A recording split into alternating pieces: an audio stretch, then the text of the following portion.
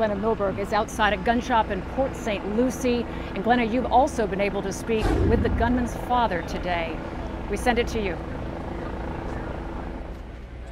Thank you, Lori. We will start at the gun shop. This is where Omar Mateen bought the Glock and the Sig Sauer on June 4th and 5th. We know that. We've learned so much about this investigation today, completely legally. In fact, ATF was here doing what was supposed to be an annual audit, just coincidentally, place passed with flying colors.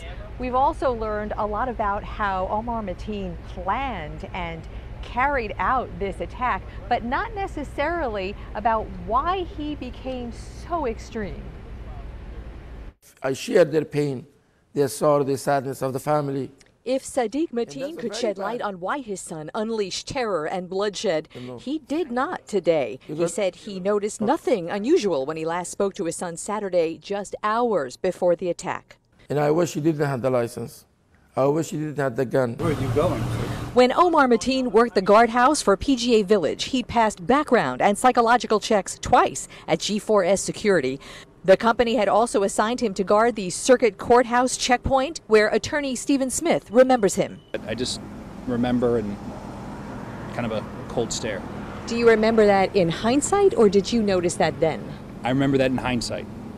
Hindsight has become 2020 in many ways. The FBI had no legal foresight when it investigated Mateen's concerning statements and connections in 2013 and 14, and then deemed him no credible threat. He purchased 2 weapons, June 4th and 5th, licensed and legally.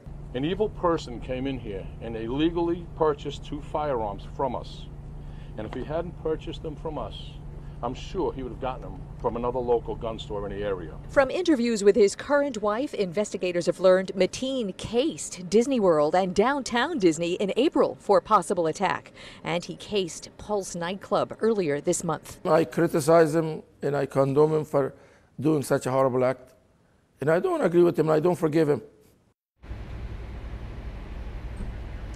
Sadiq Mateen certainly does understand the focus that is now on his family and on his son.